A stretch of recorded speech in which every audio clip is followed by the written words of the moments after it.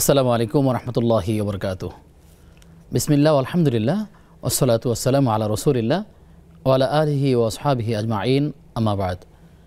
প্রিয় দর্শক শ্রোতা ভাই বোন, কাছে কিংবা দূরে এই মুহূর্তে যে যেখান থেকে আমাদের সাথে যুক্ত হয়েছেন, আপনাদের প্রত্যেককে স্বাগত জানাচ্ছি নেক্সাস টেলিভিশনের প্রতিদিনকার আয়োজন বেকম্যানস বিস্কিটস নিবেদিত ইসলামী জীবন বিধানের আজকের পর্বে। আপনাদের সঙ্গে আব্দুল কাহার রয়েছি। আমরা আজ যে বিষয়ে কথা বলতে চাই সেটি হচ্ছে মানবতার কল্যাণ বা মানব কল্যাণ। এই মানব কল্যাণ আসলে কতটা জরুরি, রাসূল সাল্লাল্লাহু আলাইহি ওয়াসাল্লাম নবুয়তের আগে এবং নবুয়তের পরে কিভাবে সেই মানব কল্যাণের দৃষ্টান্ত আমাদের সামনে রেখেছেন, সাহাবায়ে কিরাম কীভাবে রেখেছেন, আমরাও কিভাবে খুব এই মানব কল্যাণের মধ্য দিয়ে মানুষের কাছাকাছি হতে পারি, কিভাবে একটি দাওয়াতি কাজের অংশগ্রহণ করে নিতে পারি, সে বিষয়গুলো খুঁটিনাটি জানবার চেষ্টা করব ইনশাআল্লাহ তাআলা। আমরা আমন্ত্রণ জানিয়েছি বিশিষ্ট আলিমে দ্বীন গবেষক শাইখুল হাদিস শাইখ হাফেজ ABM হিজবুল্লাহ স্যারকে। আসসালামু আলাইকুম। ওয়ালাইকুম আসসালাম ওয়া রাহমাতুল্লাহ। স্যার কেমন আছেন? আলহামদুলিল্লাহ, আল্লাহ ভালো রেখেছেন। একটি সপ্তাহ পরে আপনার সাথে আবারও দেখা হলো। আলহামদুলিল্লাহ, আপনার থেকে দ্বীনের জ্ঞান অর্জন করবেন ইনশাআল্লাহ তাআলা। আশা করছি দর্শকরা অনেক উপকৃত হবেন ইনশাআল্লাহ তাআলা। ইনশাআল্লাহ, বারাকাল্লাহু ফিকুম। প্রিয় দর্শক, আপনিও চাইলে আমাদের সাথে আয়োজনে যুক্ত হতে পারবেন।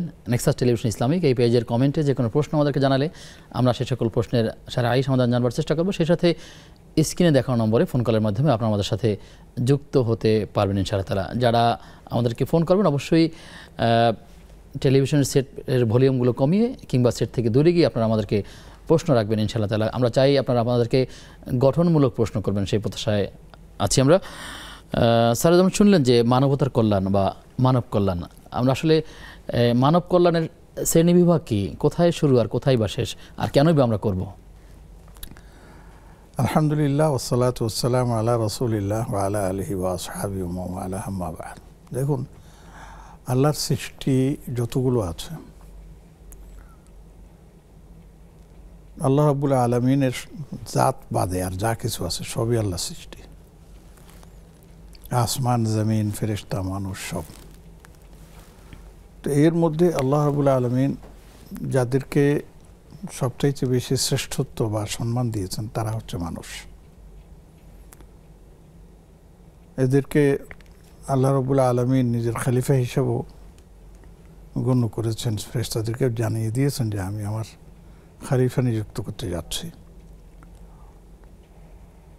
তো এই মানুষ যারা আল্লাহর শ্রেষ্ঠ সৃষ্টি, এই শ্রেষ্ঠ সৃষ্টি সর্বোচ্চ সৃষ্টির জন্য আল্লাহ পাক পুরো অন্যান্য যে সৃষ্টিগুলো আছে সবগুলোকে এই মানব জাতির সেবার জন্যই আল্লাহ পাক রেখেছেন। সূর্য বলেন মানব সেবা করে, চন্দ্র বলেন মানব সেবা করে, আলো বলেন মানব সেবা করে, বাতাস বলেন মানব সেবা করে। তাই কোরআনে কারীমের মধ্যে আল্লাহ নিজেও এই কথা বলেছেন, হুয়াল্লাযী জাআলা লাকুম মা ফিল আরদি জামিআ। দেখো, জমিনের মধ্যে যা কিছু আছে সব কিছুই মানব কল্যাণের জন্যই সৃষ্টি। জাআলা লাকুম, এখানে লাম, এটার অর্থ হচ্ছে লিল ইনতিফা, মানব কল্যাণ। তো সেই জন্যই মানুষের সেবা করা, মানব সেবা করা বা মানবতার সেবা করা, এটাকে আল্লাহ রাব্বুল আলামিন অত্যন্ত গুরুত্ব দিয়েছেন। কোরআনে কারীমের দিকে যদি আপনি তাকান তাহলে অনেকগুলো আয়াত পাবেন যেখানে মানব কল্যাণে নিবেদিত হওয়ার জন্য আল্লাহ রাব্বুল আলামিন তার বান্দাদেরকে নির্দেশ দিচ্ছেন, দৃষ্টি আকর্ষণ করছেন অনেক কিছু। যেমন সূরা মায়েদার ২য় আয়াতে বলা হয়েছে, ওয়া তাআওয়ানু আলাল বিররি ওয়াত তাকওয়া, ভালো কাজে এবং তাকওয়ার কাজে পরস্পর একে অপরের কি করো, সহযোগিতা করো। শুধু তাই না, আল্লাহ রাব্বুল আলামিন অন্য আয়াতও আবার বলেছেন, ওয়া আহসিনু ইন্নাল্লাহা ইউহিব্বুল মুহসিনিন, তোমরা মানব কল্যাণে নিবেদিত হও, অন্যের প্রতি ইহসান করো। আল্লাহ পাক যারা ইহসান করে তাদেরকে ভালোবাসেন। আবার হাদিসের মধ্যেও আছে, আহসিন কামা আহসানাল্লাহু ইলাইক, না, এটা কোরআনের আয়াত, সূরা কাসাসে, আহসিন কামা আহসানাল্লাহু ইলাইক, আল্লাহ তোমার প্রতি যেমন ইহসান করেছেন তুমিও অন্যের প্রতি তেমন ইহসান করো। এটা আসলে বলা হয়েছিল কারুনকে, কিন্তু কারুন কথা শুনে নাই। ওয়ালা তাবগিল ফাসাদা ফিল, জমিনে বিশৃঙ্খলা সৃষ্টি করো না।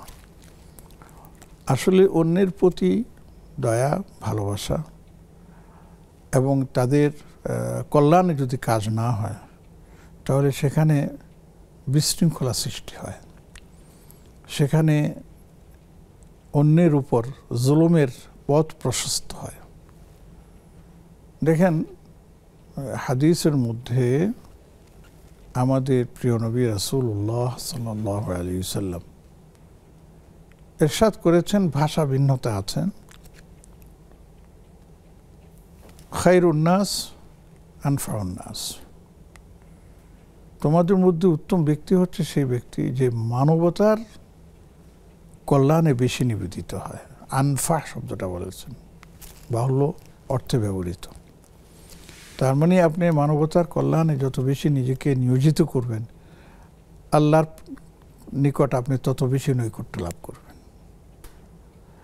আবার অন্য হাদিসের মধ্যে রাসূলুল্লাহ সাল্লাল্লাহু আলাইহি ওয়াসাল্লাম বলেছেন, ইরহামু মান ফিল আরদ ইয়ারহামুকুম মান ফিস সামা, জমিনে যারা আছে তোমরা তাদের উপর রহম করো, তাদের সেবা করো, তাদের প্রতি কল্যাণ করো। এখানে শুধু মানব জাতি সীমাবদ্ধ না, বরঞ্চ অন্যান্য প্রাণী শ্রেণীও যেগুলি আছে সেগুলোর প্রতিও যত্ন নেওয়ার কথা বলা হয়েছে। যেমন গবাদি পশু, চতুর্ভুজ প্রাণী। এমনিভাবে শুধু তাই না, এই যে উদ্ভিদ যেগুলো আছে এগুলোর প্রতিও যত্নবান হওয়ার কথা বলা হয়েছে। একটা বৃক্ষরোপণ করলেন, সেই বৃক্ষরোপণ করলেই আপনার দায়িত্ব শেষ না, বরঞ্চ সেই বৃক্ষের পরিচর্যা করতে হবে। তাহলে আজকের ছোট্ট একটা অঙ্কুর আগামী দিন সেটা হবে একটা মহেরু। এটাও এই আল্লাহর এই সৃষ্টির প্রতি আপনি কি করলেন, কল্যাণ প্রদর্শন করলেন। আর মানুষের কথা তো আর বলা, কি আর বলবো, মানুষ তো সবচেয়ে উপরে। দেখুন আমাদের এই সমাজে, আপনি যে সমাজে বসবাস করুন, আশেপাশে অনেক ধরনের মানুষ দেখা যায় যারা কল্যাণ প্রার্থী, অসুস্থতার কারণে চিকিৎসা করাতে পারছে না, অভাবের কারণে পড়াশোনা অব্যাহত রাখতে পারছে না, এমনিভাবে দারিদ্র্যের কষাঘাতে জর্জরিত, সংসার চালানো কষ্টকর, ইত্যাদি অনেক কিছুই আছে। সমাজের সুবিধা বঞ্চিত অনেক মানুষ আছে, অনেক মানুষ আছে, জি, যারা আপনার কল্যাণ প্রার্থী। তাদেরকে আপনি কি কল্যাণ করবেন না? এই জন্যই জাকাতের বিধান আল্লাহ পাক দিয়েছেন, এই জন্য ফিতরার বিধান আল্লাহ পাক দিয়েছেন, এই জন্য সাদাকার বিধান আল্লাহ পাক দিয়েছেন। কেন? এই কল্যাণের জন্য।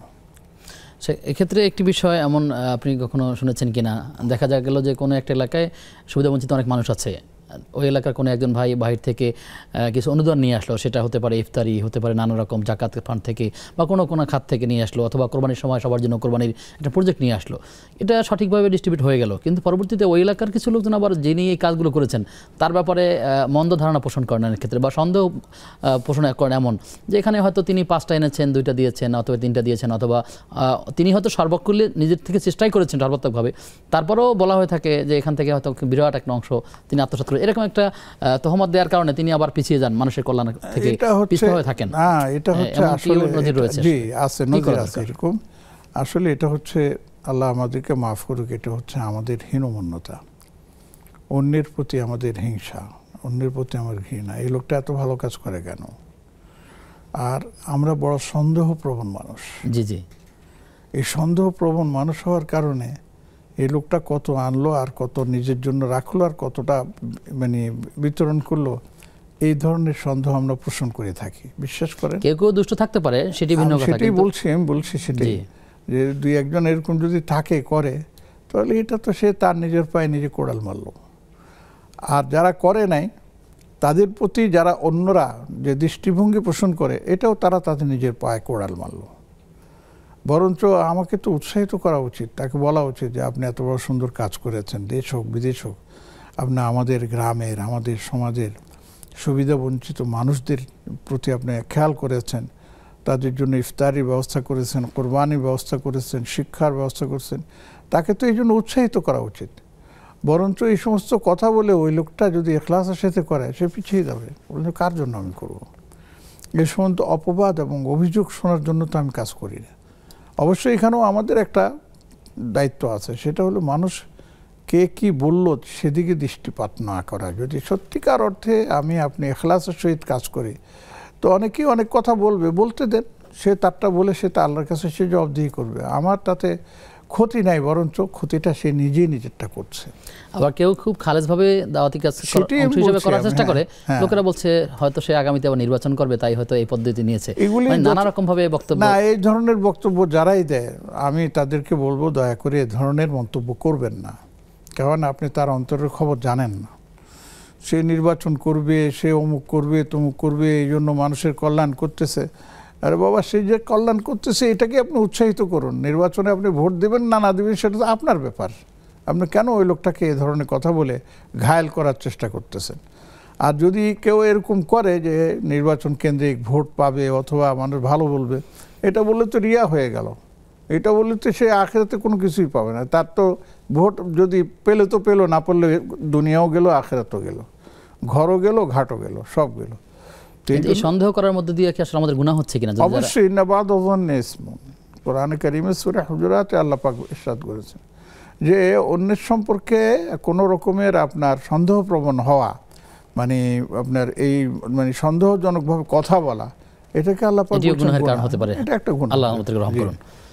প্রিয় দর্শক, কে আছেন আমাদের সাথে? পরিচয় দিয়ে প্রশ্ন করুন। আসসালামু আলাইকুম। ওয়ালাইকুম আসসালাম ওয়া রাহমাতুল্লাহ। দর্শক, আপনি শুনতে পাচ্ছেন? জি, শুনতে পাচ্ছি। জি, প্রশ্ন যদি বলেন। যদি আমার ছেলেকে যদি মুসলমানি করায়, হ্যাঁ, জি, তাহলে ওর মা যদি প্রেগনেন্ট থাকে পারা যাবে? আচ্ছা, আপনার কাছে বিপরীত মনে হচ্ছে কেন? পারা যাবে না এরকম কোনো সন্দেহ মনে হচ্ছে, নাকি কোনো নিয়ম কারণ আপনি শুনেছেন কোথাও? জি, হ্যালো। জি, দর্শক কে আছেন আমাদের সাথে? হ্যালো, আমি বলছি হুজুর। হুজুর, আমি বলছিলাম জি, যে কোন ধরনের পাপ বন্ধ করলে আল্লাহ আমাদেরকে ভূমিকম্প থেকে বাঁচিয়ে দিবেন, এটা হচ্ছে 1 নম্বর। দ্বিতীয় হচ্ছে, অনেকে বলে থাকেন যে কি জানি, কেউ যদি অন্যায় ভাবে গোটা পৃথিবীর মানুষকে খুন করে এরপরেও তাদের ঈমান থাকবে, ঈমান নাই এই কথা বলা যাবে না। এই কথা কি সঠিক বলেন না ভুল বলেন? অন্যায়ভাবে কেউ যদি কাউকে খুন করে, হ্যাঁ, অন্যায়ভাবে গোটা পৃথিবীর মানুষকে খুন করলে এরপরেই ঈমান থাকবে, এই কথা বলা হয়, অনেকেই বলে। জি, প্রিয় দর্শক, আপনি আমাদের সাথে থাকুন, দীর্ঘদিন পর আপনাকে পেয়েছি, শুকরিয়া। প্রিয় দর্শক, আমাদের কাছে যে প্রশ্নগুলো আছে আমরা এই প্রশ্নের উত্তরগুলো জানবো বিরতির পর ইনশাআল্লাহ তাআলা। প্রিয় দর্শক, আপনারা দেখছেন বেকম্যানস বিস্কিটস নিবেদিত ইসলামী জীবন বিধান। সময় হয়েছে একটা বিরতির, ফিরছে কিছুক্ষণ পর, সাথে থাকুন।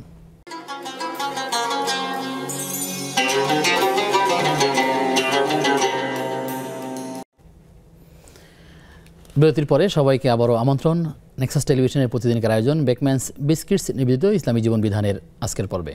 আপনাদের সঙ্গে আব্দুল কাহার রয়েছি, আমার সঙ্গে রয়েছেন শাইখুল হাদিস শেখ হাফেজ ডক্টর ABM হিজবুল্লাহ। শুরুতে আমাদের সাথে দর্শক রয়েছেন। দর্শক কে আছেন আমাদের সাথে? আমি ময়মনসিংহ থেকে বলছি, আমার নাম ইবা। জীবন ময়মনসিংহ থেকে। জি হুজুর, একটু ব্যঙ্গে ভালো করে বুঝিয়ে বললে ভালো হয়। আমার প্রথম প্রশ্ন হচ্ছে, কুফরি করে যাতে কোনো ক্ষতি করতে না পারে, এর জন্য কি আমল আছে? প্রথম প্রশ্ন হচ্ছে গিয়ে এটা। দ্বিতীয় প্রশ্ন হচ্ছে গিয়ে যে কুফরিটা নষ্ট কেউ যদি কোনো মানুষকে কুফরি করে, সে যদি অসুস্থ হয়ে পড়ে বা আক্রান্ত হয়ে যায়, মনে করে যে আমার একটু কুফরি করছে, তা নষ্ট করার কি আমল আছে? আর মাসিক হইলে মেয়েরা এই আমলগুলো করতে পারবে কিনা, এই প্রশ্নগুলো একটু ব্যঙ্গে বললে ভালো হয়। আচ্ছা, ঠিক আছে, আপনি বোন থাকুন আমাদের সাথে, আমরা জানবো। আমাদের সাথে আরো একজন দর্শক যুক্ত আছেন। দর্শক কে আছেন? দর্শক, আপনি শুনতে পাচ্ছেন নিশ্চয়ই? আমরা আপনার কথা শুনতে পাচ্ছি না, ভেঙে ভেঙে আসতেছে। আপনি পুনরায় আবার চেষ্টা করবেন কিনা?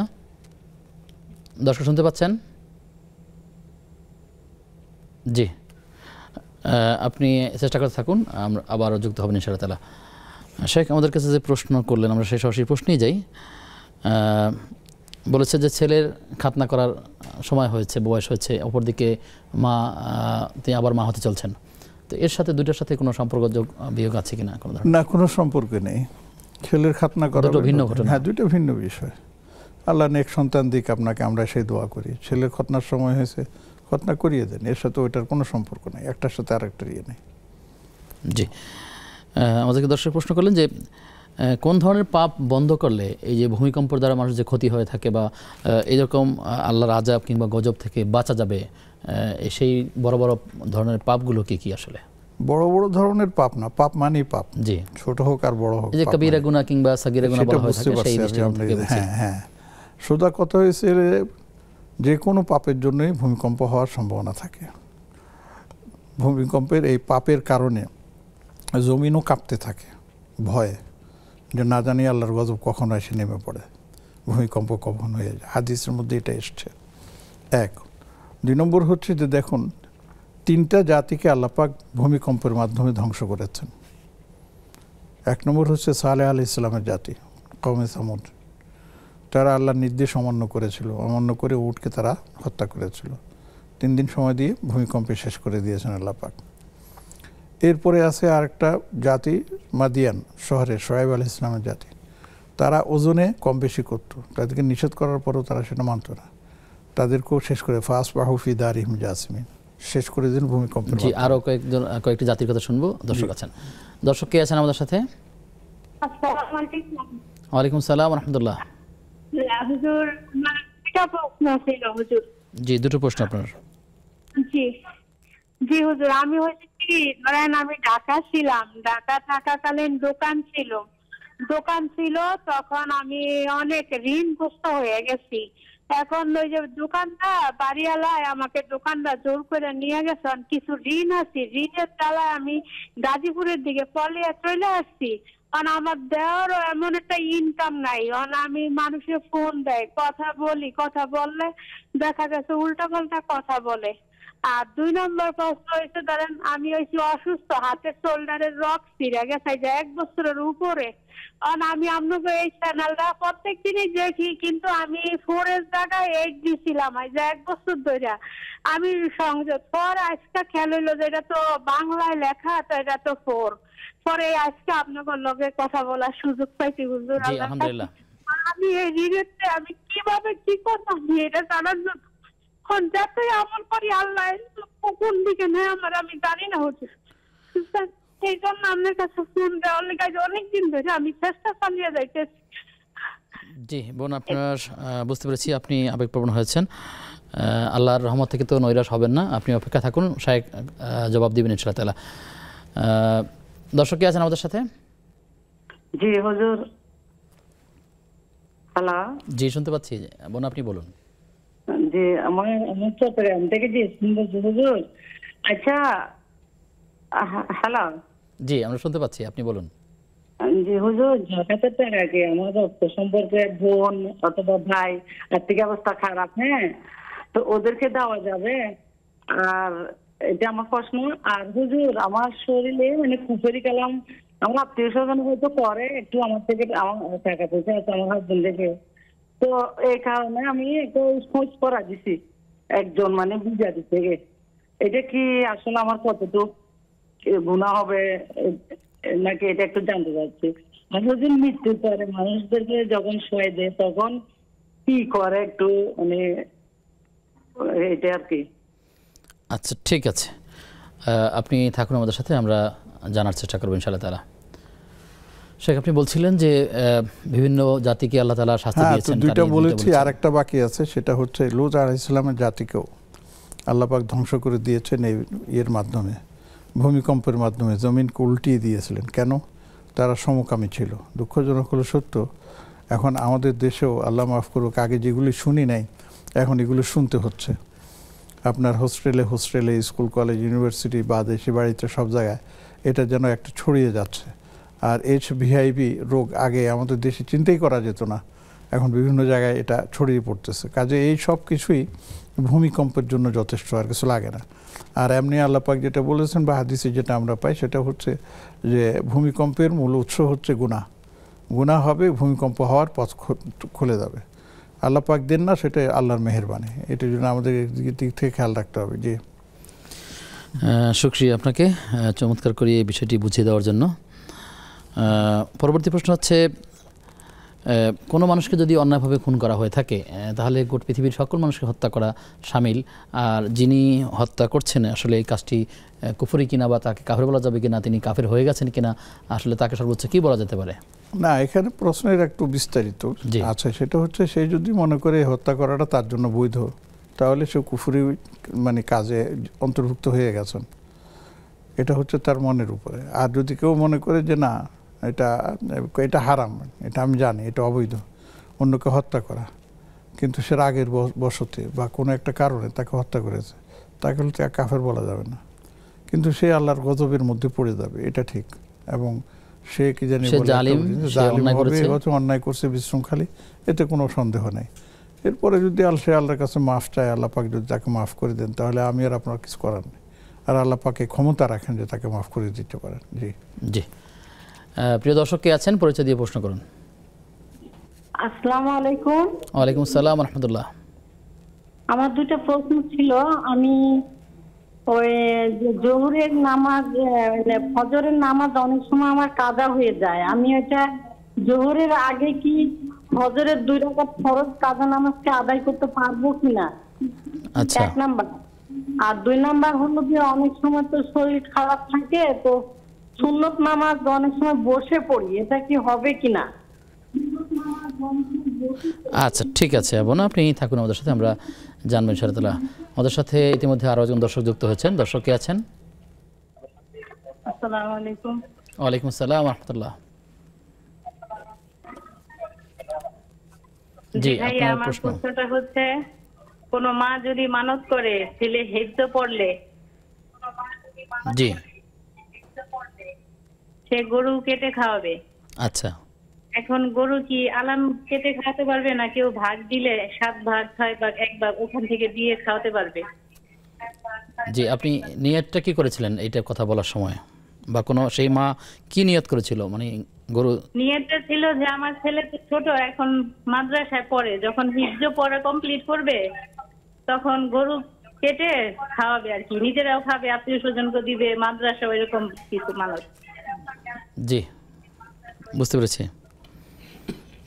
আপনি থাকুন আমাদের সাথে, আমরা ধারাবাহিকভাবে বিষয়গুলো জানবো। আমাদের সাথে ইতিমধ্যে আরও জন দর্শক যুক্ত হয়েছেন, আমরা আপনাদের প্রশ্নগুলো নিয়ে একত্রে আলোচনা করবো ইনশাআল্লাহ তাআলা। দর্শক কে আছেন? হ্যালো, আসসালামু আলাইকুম। ওয়ালাইকুম আসসালাম ওয়া রাহমাতুল্লাহ। জি হুজুর, আমার প্রথম প্রশ্ন হলো, এই আমরা ওই দিন শুনলাম আপনাদের প্রোগ্রামে শুনলাম এই নামাজের মানে কোনো তিলাওয়াত জোরে না পড়লে এটা রেকর্ড হয় না।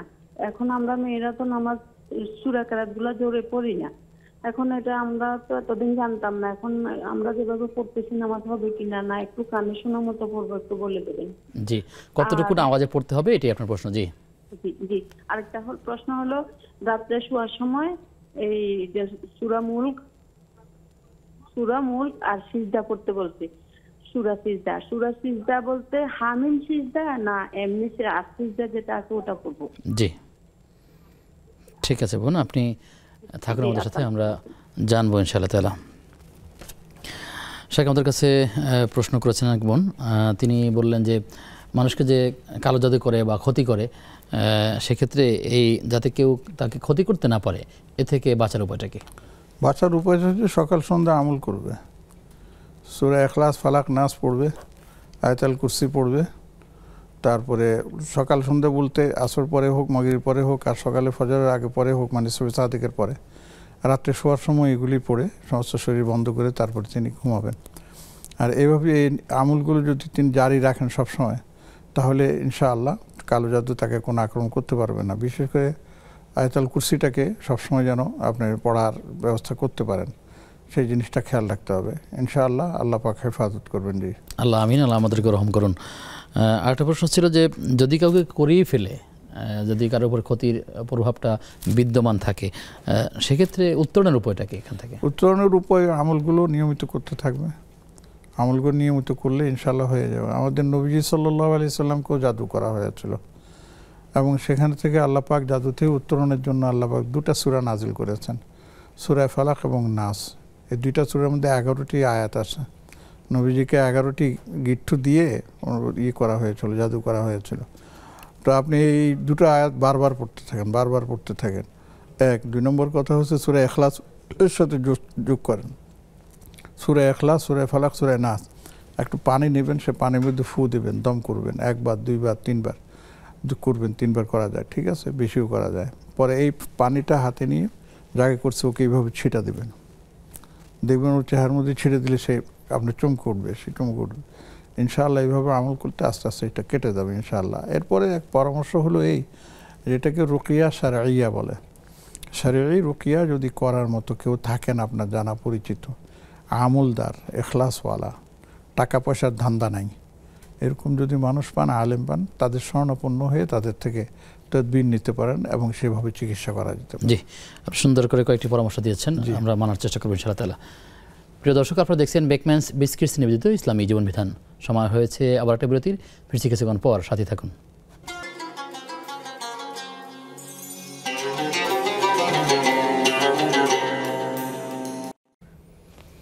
বিরতির পরে সবাইকে আবার আমন্ত্রণ। নেক্সাস টেলিভিশনের প্রতিদিনকার আয়োজন বেকম্যানস বিস্কিটস নিবেদিত ইসলামী জীবন বিধানের আজকের পর্বে আপনাদের সঙ্গে আব্দুল কাহার রয়েছি। আমার সঙ্গে মেহমান রয়েছেন শেখ হাফেজ ডক্টর ABM হিজবুল্লাহ। স্যার, আমাদেরকে বোন প্রশ্ন করলেন যে একটু আগে আপনি যে প্রশ্ন দুটির উত্তর দিয়েছিলেন যে আসলে কুফরি থেকে বাঁচার জন্য যে আমলগুলো আছে, এই প্রশ্নের সম্পূরক এরকম যে যদি মা বোনেরা অসুস্থ থাকেন, বিশেষ করে মাসিক পিরিয়ডে, তখন তিনি এই আমলগুলো করতে পারবেন কিনা, বা কোরআনের আয়াত বা দোয়াগুলো পড়া যাবে? তখন তিনি তেলাওয়াতের নিয়তে করবেন না, চিকিৎসার নিয়তে করলে করতে পারবেন, সমস্যা নাই, এটার অনুমতি আছে। অসুস্থ থাকলেও তিনি কোরআনের যে সূরা ফালাকের কথা বললাম, সূরা এর নাম কি, নাসের কথা বলেছেন, আয়াতুল কুরসির কথা বললাম, এগুলি তখন তিনি এই রুকিয়ার নিয়তে এটা আপনি আমল করতে পারবেন এবং কোনো মাসাব ধরে পড়বেন না, তিনি মুখস্থ করবেন। হ্যাঁ, মুসাব ধরবেন না, তিনি মুখস্থ থেকে মুখস্থই বলবেন, তিনি এটা করবেন, অসুবিধা নেই। অথবা ডিভাইসে অনেক সময় দেখা যায় তেলাওয়াতটা ছেড়ে দিল, শুনতে থাকলো, ওটা তো আছে অন্য। হ্যাঁ, একটা ভালো প্রশ্ন এটা তো করছেন যে বাসায় যে আপনার এই যে কালো জাদু বা আপনার জিন্নাতের আসর থাকে, সেখানে আপনার সকাল বিকাল সন্ধ্যা, এই যে আজকাল তো স্মার্টফোনের মধ্যে আপনার কোরআনে নিয়মিত পাওয়া যায়, সেগুলি আপনারা একটু সাউন্ড দিয়ে চালিয়ে রাখতে পারেন, কোনো অসুবিধা নেই। জি, শুকরিয়া আপনাকে। আমাদেরকে একজন প্রশ্ন করলেন যে তিনি ঢাকায় একটা ব্যবসা করতেন, দোকান দিতেন, তখন তিনি অনেকগুলো টাকা ঋণ হয়েছেন, এক পর্যায়ে তিনি ঋণের চাপে বোঝায় তিনি এলাকা ত্যাগ করেছেন। তার মোবাইল নম্বর খোলা আছে, কিন্তু অনেক পাওনাদার তাকে এখনও টাকাগুলো দেওয়ার জন্য চাপ দিচ্ছে, কিন্তু তিনি এই টাকা পরিশোধ করবার কোনো উপায় আসলে তার হাতে নেই। তিনি এই মুহূর্তে আসলে কী করবেন, তার কী করা উচিত?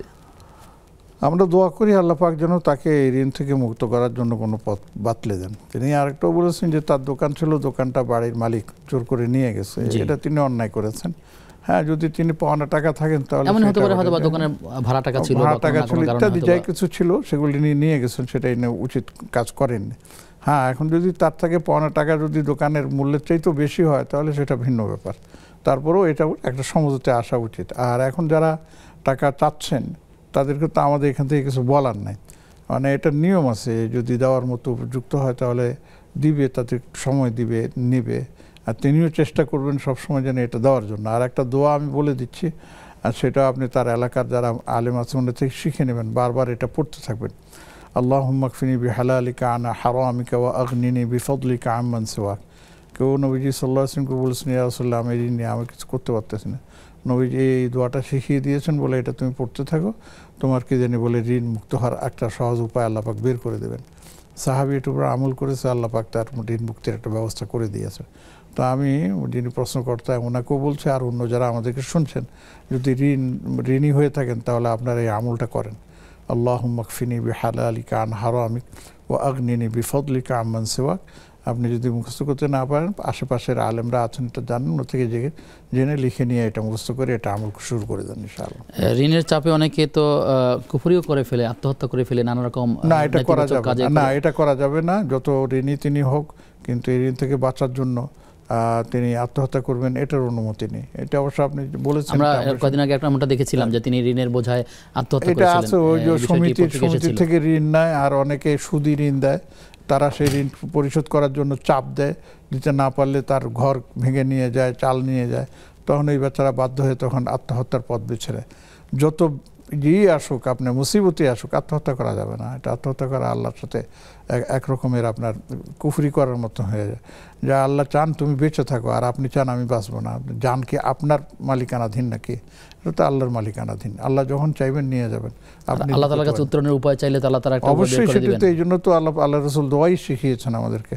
এবং আপনি তেলাওয়াত করেন, সালাতুল হাজাত পড়েন, আল্লাহর কাছে বলেন, কান্নাকাটি করেন, ইনশাআল্লাহ আল্লাহ একটা না একটা রাস্তা বের করেই দিবেন ইনশাআল্লাহ। জি, সেক্ষেত্রে এই জাকাত গ্রহণের যতগুলো খাত আছে বা জাকাত প্রদানের যে খাতগুলো আছে, তার মধ্যে একটি আছে ঋণী হয়ে থাকলে সে জাকাত গ্রহণ করতে পারে। সেটি কোন পর্যায়ে, মানে এটা কার জন্য? অনেক সময় দেখা যায় আমাদের সে সচ্ছলই ছিল, কিন্তু আসলে সে গরিব না, মিসকিন ছিল না, কিন্তু হঠাৎ এখন একটা তার অবস্থা তৈরি হয়েছে, সংকট হয়েছে। সোজা কথা হচ্ছে যে তিনি যদি ঋণী হন আর তার কাছে যদি নেশাব পরিমাণ সম্পদ না থাকে, তাহলে তিনি জাকাত যোগ্য। ঋণ পরিশোধের কোনো উপায় না থাকে, হ্যাঁ, তখন তিনি এই জাকাতের মাধ্যমে ঋণ পরিশোধ করতে পারবেন। কেউ তাকে জাকাত দিল যে তুমি ঋণ পরিশোধ করো, তিনি নিতে পারবেন, জাকাতও আদায় হয়ে যাবে, ঋণও পরিশোধ হয়ে যাবে ইনশাআল্লাহ। আমাদের বোন নিজের উদ্যোগেও এই চেষ্টা করে দেখতে পারেন যে আসলে তিনি জাকাত, তার যারা পরিচিত যারা আছে, মানে সামর্থ্যবান এবং জাকাত দেন, তাদের সাথে যোগাযোগ করতে পারেন যে আমি এইভাবে ঋণগ্রস্ত হয়ে গেছি, আপনাদের ঋণ জাকাত থেকে যদি আমাকে কিছু দেন তাহলে হয়তো আমি ঋণটা পরিশোধ করার ব্যবস্থা করতে পারি। এবং আমার জানা মতে ঢাকা শহরের অনেকগুলো মসজিদ আছে যেখানে এই যারা এরকম ঋণগ্রস্ত হয়ে যাচ্ছে তাদেরকে ঋণ দেওয়ার ব্যাপারে বা ঋণ থেকে মুক্ত করার ব্যাপারে অনেক পদক্ষেপ নিয়ে থাকেন। আপনি হয়তো আমাদের বোনকে বলবো, তিনি হয়তো চেষ্টা করে দেখবেন আর আশেপাশে আলেমদের সাথে পরামর্শ করবেন। হ্যাঁ, সেটা করতে পারবেন না, যেটা আমার মসজিদের ঠিকানা আমার জানা নাই, আমি বলতে পারবো না, এই জন্য আমি সেভাবে বলতে হয়। তো আপনি খোঁজ নিয়ে দেখতে পারেন, কাজীপুরও থাকতে পারে, এরকম অনেকে থাকতে পারে। জি, এরকম করে তিনি চেষ্টা করে দেখতে পারেন। আশা করি এখান থেকে উত্তরণের উপর একটা বের হয়ে আসবে ইনশাআল্লাহ তাআলা। সেখান থেকে একজন প্রশ্ন করেছিলেন, মা তার সন্তানের জন্য মানত করেছিলেন যে তার সন্তান যদি হেজ করতে পারে তাহলে তিনি গরু জবাই করে খাওয়াবেন।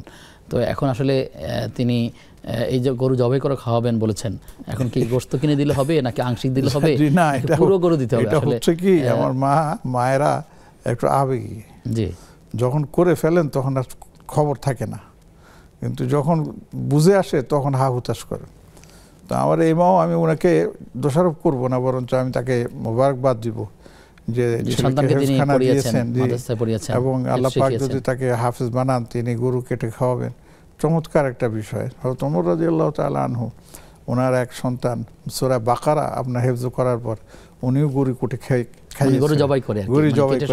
হ্যাঁ, তো বলেছে যে ব্যাপারটা কি হলো, সে সূরা বাকারা কি হেফজ করেছে, তো এই জন্য বাকারা নামে গরু, এই জন্য আমি গরু জবাই করে তাকে খাওয়ালাম। তো এটা জায়েজ আছে, এটা না জায়েজ কথা। এখন তিনি যেটা প্রশ্ন করেছেন, সে পুরা গরু খাওয়াইতে হবে না গরুর একটা ভাগ কিনে বা একটা অংশ কিনে সেটা করা যাবে না, যেহেতু তিনি গরুর কথা বলেছেন, এটা তো তিনি ভালো জানেন এবং তার কথা দ্বারা বোঝাই যায় যে তিনি গরুর কথাই বলেছেন, ভাগটাকের কথা না। এখন যদি এমনটি হয়, তিনি হয়তো যখন বলেছেন তখন হয়তো তার সামর্থ্যও ছিল, এখন যদি তিনি অনুপয় হন, একমাত্র নিতে না দিতে পারেন, সেক্ষেত্রে কি কোনো তার নিয়তের মধ্যে সংশোধন? আসলে যদি এটা মান্নতের পর্যায়ে আমরা নিয়ে যাই, তাহলে মান্নত যদি তিনি পূর্ণ না করেন কাফারা দিতে হবে, আর যদি মান্নতটা পুরা করার মতো সামর্থ্য হয় তাহলে তাকে এটা পুরা করতে হবে। তিনি চেষ্টা করবেন, হ্যাঁ চেষ্টা করবেন, অপেক্ষা করবেন, দোয়া করবেন। যদি মান্নত হয় এবং না পারেন তাহলে জিজ্ঞেস করে নেবেন এর কাফারা কি, সে কাফারা আদায় করে দেবেন। জি, শুকরিয়া। প্রিয় দর্শক, কে আছেন আমাদের সাথে? আসসালামু আলাইকুম। ওয়ালাইকুম আসসালাম ওয়া রাহমাতুল্লাহ। আমার দুটো প্রশ্ন ছিল। জি, একটা হলো, এই যে এখানে দেখা যায় আসরের আজানটা 3:15 সময়ের মধ্যেই দিয়ে দেয়, মানে কিন্তু ওয়াক্ত তো হয় না, তাহলে মসজিদের আজান দিচ্ছে, সেই মসজিদে নামাজ পড়ছে, সেটা কিভাবে হয়? এটা আমার জানার বিষয়। আর একটা হলো, এই জি, আর একটা ভুলে গেছি। আচ্ছা, ঠিক আছে, আপনি আবার স্মরণ করতে থাকুন, যখন মনে আসবে আপনি আবার ট্রাই করবেন ইনশাআল্লাহ তাআলা। আমরা অপেক্ষা থাকলাম আপনার প্রশ্নের জন্য। শেখ, আমাদের সাথে ইতিমধ্যে আরও একজন দর্শক যুক্ত হচ্ছেন। দর্শক কে আছেন? দুঃখিত, সংযোগটি হয়তো বিচ্ছিন্ন হয়ে গেছে। যিনি ট্রাই করছেন আপনি আবারও আমাদেরকে প্রশ্ন করবার জন্য চেষ্টা করতে থাকুন ইনশাআল্লাহ তাআলা। শেখ, প্রশ্ন করেছিলেন আমাদের এক বোন যে নামাজের যে তিনি তেলাওয়াত করবেন সেইটা কতটুকুন জোরে বলবেন, মানে একেবারে মুখ বন্ধ রেখে অনেকে দেখা যায় মুখ বন্ধ রাখেন, তিনি মুখ নাড়ছেন না, খেয়াল অনেকে চলে যাচ্ছে। আর একটা হচ্ছে ঠোঁট নাড়া, মোটামুটি কানিজের আওয়াজে কানে পৌঁছানো, কতটুকুন জোরে বলবেন তিনি, বা আদৌ জোরে বলবেন কিনা, নাকি একদম চুপচাপ থাকবেন? কেরাত বলতে যা বোঝায় সেটা হচ্ছে ঠোঁট জিহ্বা নেড়ে আর তেলাওয়াত করা। নীরব কেরাওয়াতকে তেলাওয়াত বলে না। আমরা যেমন পেপার পত্রিকা পড়ি চুপচাপ খালি চোখ দিয়ে বুলিয়ে যাই, এটাকে তেলাওয়াত বলে না, এটাকে পড়া বলে না, এটা নীরব। আমরা বিস্তারিত কথা শুনবো এখান থেকে, দর্শকের টেলিফোন যুক্ত করে নিয়ে এসে তারপরে। দর্শক কে আছেন? হ্যালো, আসসালামু আলাইকুম হুজুর। ওয়ালাইকুম আসসালাম ওয়া রাহমাতুল্লাহ। হুজুর, আচ্ছা আমি জাকাতে দিলে কি জাকাতের কোনো এরকম সওয়াব আছে কিনা? সওয়াব হয় কোনটাতে? জাকাত। হ্যাঁ, এটাতে কি কোনো সওয়াব আছে কিনা? জাকাত দিলে সওয়াব আছে কিনা?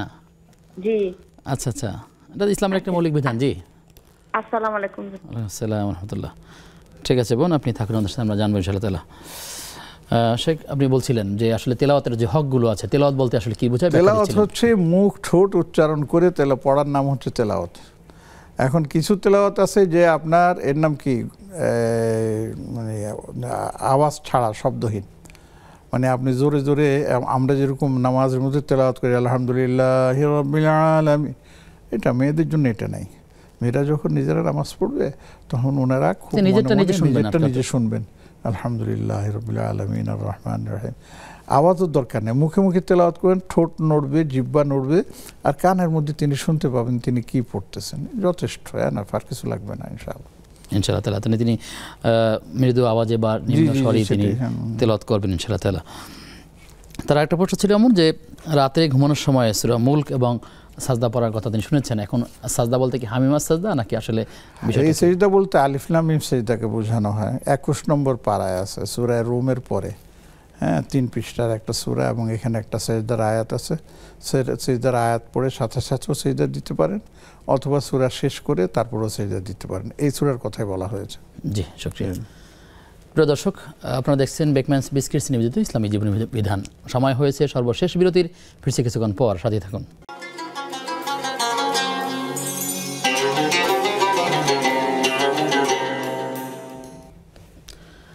ধন্যবাদ সবাইকে। আমরা আলোচনা করছিলাম কিছু প্রশ্ন আছে নিয়ে, দর্শকদের কিছু প্রশ্ন আমাদের কাছে রয়েছে।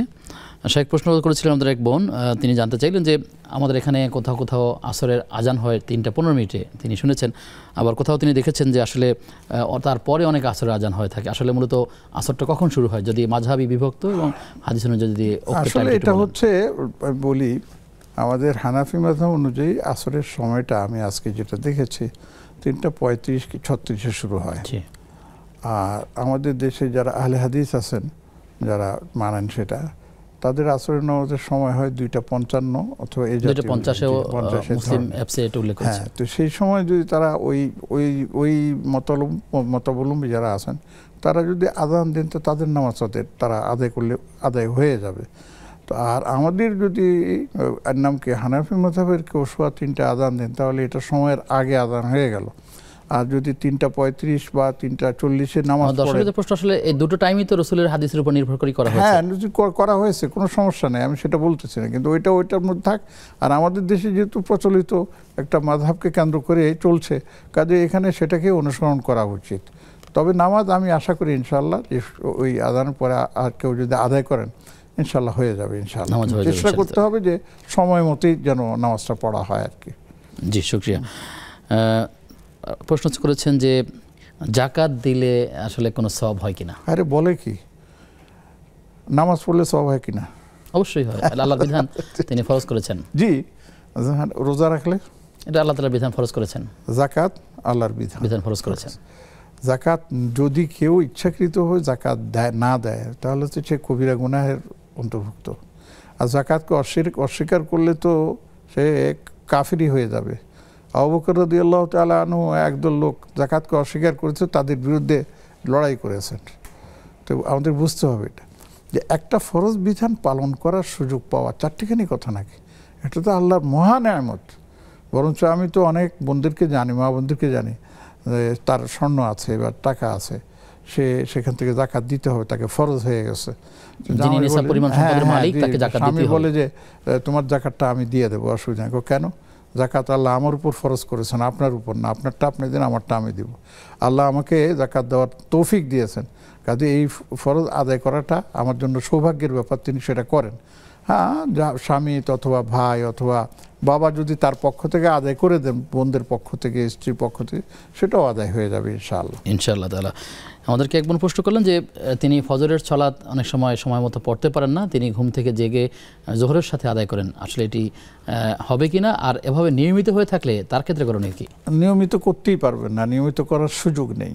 বরঞ্চ তাকে চেষ্টা করতে হবে যে অবশ্যই সুবহে সাদিকের সময় উঠে ফজরের মানে সূর্য ওঠার আগে আপনার 2 রাকাত সুন্নত সহ 4 রাকাত নামাজ পড়বেন, ফরজ 2 রাকাত সহ। ঘটনাক্রমে যদি বাদ যায় তাহলে হুজুরের হাদিস অনুযায়ী আমল করি। ফাইন্নাহা তুযাক্কিরুকুম, সেখানে হচ্ছে কি যে ফসল্লুহা ইযা যখনই ঘুম থেকে উঠেছেন তখন সর্বপ্রথম এই কাজই করুন, ফ্রেশ হয়ে উজু করে আগে নামাজটা আদায় করে নেন, এটাই আপনার জন্য সময়। আর যদি সেটাও সম্ভব না হয় তাহলে জোহরের নামাজের আগে 2 রাকাত মানে ফরজ পড়ে তারপরে আপনার জোহরের সুন্নত আদায় করে তারপরে আদায় করবেন। কিন্তু কোনো অবস্থাতেই এটাকে অভ্যাসে পরিণত করা যাবে না, কারণ একবার অভ্যাসে পরিণত হয়ে গেলে এর থেকে বের হওয়া যাবে না। এই জন্য আমাদের উচিত রাতে আমরা তাড়াতাড়ি ঘুমাই, মোবাইলটাকে দূরে রেখে দিয়ে, এবং এই মোবাইল দেখে সময় নষ্ট না করি, এটা আমাদের অনেক সময় খেয়ে ফেলে, এবং তাড়াতাড়ি ঘুমাই আর আল্লাহর কাছে দোয়া করি আল্লাহ ফজরের সময় ওঠার তৌফিক দিয়ে আল্লাহ তাআলা আমাদেরকে রহম করুন। দর্শক কে আছেন আমাদের সাথে? জি হুজুর, আসসালামু আলাইকুম। ওয়ালাইকুম আসসালাম ওয়া রাহমাতুল্লাহ। আচ্ছা হুজুর, এই জায়গাটা তো যেমন ধরো আমার ভাই বোন রক্ত সম্পর্ক, হ্যাঁ, ওদের আর্থিক অবস্থা খারাপ, আপনি প্রশ্ন করবার ক্ষেত্রে একটু থেমে থেমে যদি বলেন আমাদের জন্য বুঝতে সহজ হয়। জি আচ্ছা, ওই জায়গাটা তো আমার ভাই বোনদের মধ্যে রক্ত সম্পর্ক আর কি, তো ওদের একটু আর্থিক অবস্থা খারাপ, ওদেরকে দিলে হবে আমার ভাই আর বোন। জি ধন্যবাদ আপনাকে। আমাদের সাথে দর্শক যুক্ত হয়েছেন। দর্শক কে আছেন? আসসালামু আলাইকুম। আমি বলবো? জি জি। হ্যালো, আসসালামু আলাইকুম। ওয়ালাইকুম আসসালাম ওয়া রাহমাতুল্লাহ। আপনি বলুন, আমরা শুনতে পাচ্ছি। জি আচ্ছা, ওই যে তাহাজ্জুদের নামাজ, জি আপনার ফজরের নামাজের আধা ঘন্টা আগে কি আদায় করা যাবে? এটা আমার প্রশ্ন। আচ্ছা ঠিক আছে, আপনি থাকেন আমাদের সাথে, আমরা জানবো ইনশাআল্লাহ। যারা আমাদেরকে প্রশ্ন করছেন তাদেরকে জানিয়ে রাখি যে প্রশ্নগুলো আপনারা একটু স্পষ্ট করে থেমে থেমে বললে আমরা ভালোভাবে শুনতে পাবো ইনশাআল্লাহ। শেখ আমাদেরকে একজন প্রশ্ন করলেন যে যখন কারো শরীর অসুস্থ থাকে খানিকটা, অর্থাৎ তিনি ফরজ হয়তো দাঁড়িয়ে করেছেন, এখন একটু দুর্বল লাগছে, তিনি বসে বসে সুন্নত পড়তে যাচ্ছেন, এটা করতে পারেন কিনা? অবশ্যই পারবেন। এমনকি যদি তিনি অসুস্থ, এমন অসুস্থ দাঁড়িয়ে থাকাও তার জন্য কষ্ট হয়, তখনও তিনি বসে নামাজ পড়তে পারবেন। কিন্তু দাঁড়াবার সুযোগ থাকলে বসে না পড়াই উচিত, এটা ফরজের ক্ষেত্রে। আর সুন্নত নফল এটা যে কোনো অবস্থায় আপনি পড়তে পারেন, কোনো সমস্যা নেই। জি জি শুকরিয়া। আমাদেরকে এই দর্শক প্রশ্ন করলেন যে তাহাজ্জুদের সালাত কতক্ষণ পর্যন্ত পড়তে পারবেন? তাহাজ্জুদের সালাতের শুরু সময়টা হচ্ছে এশা নামাজের পর থেকে 12টা, 1টা, 2টা, 3টা, এবং এটা শেষ সময় হচ্ছে সুবহে সাদিক পর্যন্ত। ঘড়িতে দেখে নেন সুবহে সাদিক কয়টায় শুরু হয়। যেমন এখন সময় আমার যতটুকু মনে পড়ে 5টা, তো ফজরের নামাজের যে আজান পর্যন্ত অপেক্ষা করবেন না, সুবহে সাদিক পর্যন্ত অপেক্ষা করবেন, 5টা পর্যন্ত। এরপরে এখন কোথাও নামাজ 10 মিনিট পরে আজান হচ্ছে, কোথাও আপনার 20 মিনিট পরে আজান হচ্ছে, ওটা আমাদের বিষয় না। ঢাকার নিয়ম অনুযায়ী 4:59 মিনিট থেকে নিয়ে 6:17 পর্যন্ত, এটা ওটা হচ্ছে ফজরের নামাজের সময় আর কি। কাজেই তাহাজ্জুদ পড়তে হলে ওই 4:59 মিনিট যেটা আপনি দেখেছেন তার আগে আমাকে ফজরের নামাজ পড়তে হবে, এই তাহাজ্জুদের নামাজ পড়তে হবে। এবার আমি 4 রাকাত পড়তে পারি, 2 রাকাত পড়তে পারি, 8 রাকাত পড়ি, যতটুকু পড়তে পারি ততটুকুই পড়বো। আধা ঘন্টা আগে উঠি, তারপরে 1 ঘন্টা আগে উঠি, ও আশ্রমে যেতে হয়, উযু করতে হয়, এগুলি করে যে সময়টা বাঁচে সেখানে আমি তাহাজ্জুদের নামাজ পড়ে নেব, কোনো সমস্যা নেই। জি জি শুকরিয়া স্যার। একটি সাম্প্রতিক প্রশ্ন নিচ্ছি যে গতকালকে আমরা দেখলাম যে বাংলাদেশে বড় ধরনের ভূমিকম্প হয়ে গেল। প্রশ্ন হচ্ছে যখন ভূমিকম্প হয়েছিল রাসূল সাল্লাল্লাহু আলাইহি ওয়াসাল্লাম সেই ভূমিকম্পের সময় কোন ধরনের আমল করতেন, আমরা গতকালকে দেখেছি কেউ কেউ সংবাদ পরিবেশন করতেছিলেন, কেউ উপস্থাপন করতেছিলেন, দিক বিদিক আসলে কোনো আমলের কথা ভুলে গেছিলেন অনেক ক্ষেত্রে। আমাদেরও জীবনে এমনটা ঘটতে পারে আসলে। তো এই ভূমিকম্প যখন হচ্ছে বা হয়, ঠিক এই মুহূর্তে আমাদের কি করা দরকার? সবচেয়ে বড় আমল হচ্ছে ইস্তেগফার। ইস্তেগফার যত বেশি পারে ইস্তেগফার, আস্তাগফিরুল্লাহ, আল্লাহকে স্মরণ করা, আল্লাহ আমাকে হেফাজত করেন, আল্লাহ আমাকে হেফাজত করেন। আর যদি তার মৌত নসিব হয়ে যায় এবং তখন আল্লাহর কাছে কায়মনো বাক্যে বলা যে আল্লাহ যদি আমার মৃত্যুটাই মানে নির্ধারিত হয়ে থাকে, ঈমানের সাথে যেন আমি মৃত্যুবরণ করতে পারি, এইভাবে আল্লাহর কাছে আপনার মানে রোনা জারি করা। এটা নিয়ে হাস্যরসের কোনো কারণ নেই। অনেকে অনেক ধরনের কথা বলেছে, আমরাও শুনেছি যে সেটা হচ্ছে তো কেউ হাসাহাসি করতেছে, আমি খাটের নিচে লুকিয়েছি, টেবিলের নিচে লুকিয়েছি, এটি নিরাপত্তার জন্য হয়তো কেউ করেছেন, এটি গল্প নয়, বরং আল্লাহ করতে হবে। এটি সর্বশেষ প্রশ্ন হচ্ছে যে ভূমিকম্প যদি কেউ মারা যায়, তিনি শাহাদাতের মর্যাদা পেতে পারেন কিনা? আশা করা যায় কেউ কেউ এটা বলেছেন তিনি শাহাদাতের মর্যাদা পাবেন। তবে কথা হয়েছে যে গুনার জায়গায় বহাল থাকবে। শাহাদাতের মর্যাদা পাবেন যে তিনি গুনামুক্ত হয়ে গেছেন, বিষয়টা কিন্তু এমন না। কেমন যেমন নাকি অনেক কি জানি বলে অমুসলিমরাও তো মারা যেতে পারে, তাদেরকে কি আপনি শহীদ বলবেন? এটা মুসলমানদের ক্ষেত্রে প্রযোজ্য। জি আচ্ছা আচ্ছা শেখ, আমরা বিষয়ের দিকে ক্লোজ করে চলে আসছি যে আমরা মানবতার কল্যাণে, আপনি যদি খুব মোটা দাগে মূল কথাটা বলে দেন তাহলে আমরা মোটা দাগে এই কথাটা বলি যে মানব কল্যাণে আমরা আপনারা সবাই আমরা কি করতে পারি, কাজ করতে পারি। যারা অসহায় তাদেরকে আমরা সেবা দিতে পারি, যারা লেখাপড়া করতে পারছে না অভাবের কারণে তাদেরকে লেখাপড়ার ব্যবস্থা করে দিতে পারি। অনেকে বিয়ে শাদী টাকা পয়সার জন্য মেয়ে ছেলে বিয়ে দিতে পারতেছে না, তাদেরকে আমরা সেভাবে ব্যবস্থা করতে পারি। অনেকে দারিদ্রতার কারণে সুচিকিৎসা করতে পারতেছে না, তাদেরকে চিকিৎসা ব্যয় নির্বাহ করতে পারি। এইভাবে আমরা অনেক কিছুই আলহামদুলিল্লাহ মানব জাতির কল্যাণে আমরা করতে পারি। এখানে আরেকটা জিনিস অনেকে বলে যে এটা মুসলমানদের জন্য করা যাবে না, অমুসলিমদের জন্য করা যাবে কিনা। হ্যাঁ, মুসলমানদের জন্যও করা যাবে, অমুসলিমদের জন্যও করা যাবে। তবে যদি জাকাতের পয়সা দিয়ে করতে চান তাহলে সেখানে অমুসলিমদের দেওয়া যাবে না, সেখানে আপনি আপনার অন্য সাধারণ দান হিসেবে তাদেরকে মানবিক কারণে সেটা দেওয়া যেতে পারে। আর যদি মুসলিম ভাই বোন হন তাদেরকে জাকাত থেকেও আপনি শরীর করতে পারেন। জি, আপনার মাধ্যমে আমরা আজকে অনেকগুলো বিষয়ের ইলম অর্জন করেছি। আল্লাহ তাআলা আপনার হায়াতে বারাকা দান করুন। আমি আপনাদের সবার কাছে দোয়া প্রার্থী, আপনারা ভালো থাকুন। আমিন আমিন। প্রিয় দর্শক, আপনারা দেখছেন বেকম্যানস বিস্কিটস নিবেদিত ইসলামী জীবন বিধান। আমরা আজকে যতগুলো বিষয়ে কথা বলেছি, যতগুলো প্রশ্ন উত্তর জানার চেষ্টা করেছি, আমাদের সংশ্লিষ্ট সকল বিষয়গুলো আমাদেরকে আমল করবার তৌফিক দান করুন এবং যেই বিষয়ে আলোচনা হয়েছে আমরা যেন মানুষের কল্যাণে কাজ করতে পারি, মানবিক কাজগুলো এগিয়ে যেতে পারি, ইখলাসকে ঠিক রেখে আল্লাহ তাআলার উপর ভরসা করে আমরা যদি এগিয়ে যাই, আল্লাহ তাআলা আমাদেরকে এর জন্য পুরস্কার দেবেন ইনশাআল্লাহ তাআলা। আজ এ পর্যন্তই। আগামী অনুষ্ঠান দেখবার আমন্ত্রণ জানিয়ে আজকের মতো বিদায় নিচ্ছি। আসসালামু আলাইকুম ওয়া রাহমাতুল্লাহি ওয়া বারাকাতুহু।